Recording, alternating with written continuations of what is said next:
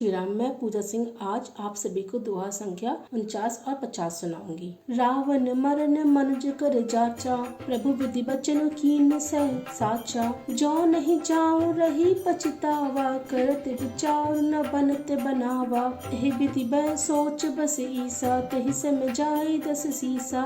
लीन नीच मारी चहि संगा, भयउ तुरत सोई कपट रंगा। कर छल मूढ़ हरि बै देहि, प्रभु प्रभाव तस विदित न तेहि। मृग विधि बंधु सहित हरि आए, आश्रम देखि नयन जल छाए।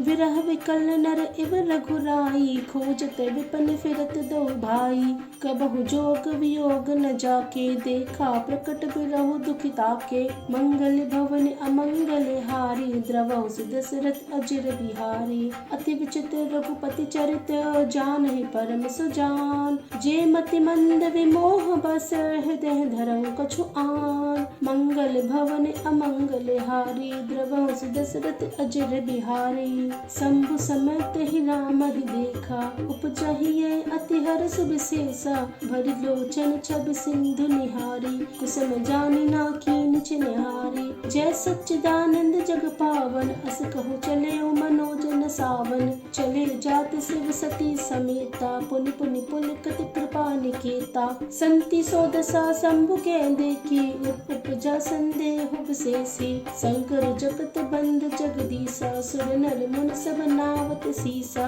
तिन नृप सुते कीन्हि परिणामा, काई सच्चिदानंद परधामा। भय मगन छवि तासु बिलोकी, अजहु प्रीति और रति न रोकी। मंगल भवन अमंगल हारी, द्रवहु दशरथ अजिर बिहारी। ब्रह्म जो व्यापक बिरज अज, अकल अनील अभेद। सो की दे धरि होई नर, जाहि न जानत वेद। मंगल भवन अमंगल हारी, द्रवहु दशरथ अजिर बिहारी। अर्थात रावण ने ब्रह्मा जी से अपनी मृत्यु मनुष्य के हाथ से मांगी थी।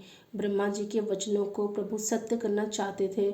मैं जो पास नहीं जाता हूँ तो बड़ा पछतावा रह जाएगा। इस प्रकार शिव जी विचार करते थे, परंतु कोई भी युक्ति ठीक नहीं बैठती थी। इस प्रकार महादेव जी चिंता के वश हो गए। उसी समय नीच रावण ने जाकर मारीच को साथ लिया और वह मारीच तुरंत कपट मृग बन गया। मूर्ख रावण ने छल करके सीता जी को हर लिया। उसे श्री रामचंद्र जी के वास्तविक प्रभाव का कुछ भी पता न था। मृग को मारकर भाई लक्ष्मण सहित श्री हरि आश्रम में आए और उसे खाली देखकर, अर्थात वहाँ सीता जी को ना पाकर उनके नेत्रों में आंसू भर आए। श्री रघुनाथ जी मनुष्यों की भांति विरह से व्याकुल है और दोनों भाई वन में सीता को खोजते हुए फिर रहे हैं। जिनके कभी कोई संयोग वियोग नहीं है, उनमें प्रत्यक्ष विरह का दुख देखा गया। श्री रघुनाथ जी का चरित्र बड़ा ही विचित्र है। उसको पहुंचे हुए ज्ञानी जन ही जानते हैं।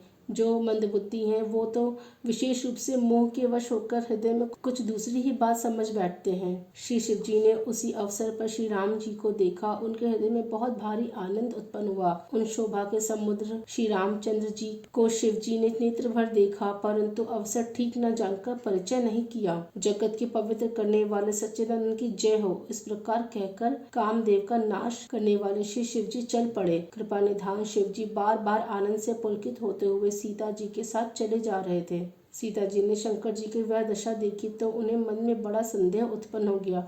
वे मन ही मन कहने लगी कि शंकर जी की सारा जगत वंदना करता है। वे जगत के ईश्वर हैं। देवता मनुष्य मुनि सब उनके प्रति सिर नवाते हैं। उन्होंने एक राजपुत्र को सच्चिदानंद परमाधाम कहकर प्रणाम किया। उनकी शोभा देखकर वे इतने प्रेममग्न हो गए कि अब तक उनके हृदय में प्रीति रोकने से भी नहीं रुकती।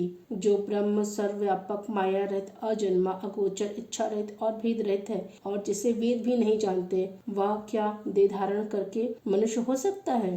धन्यवाद।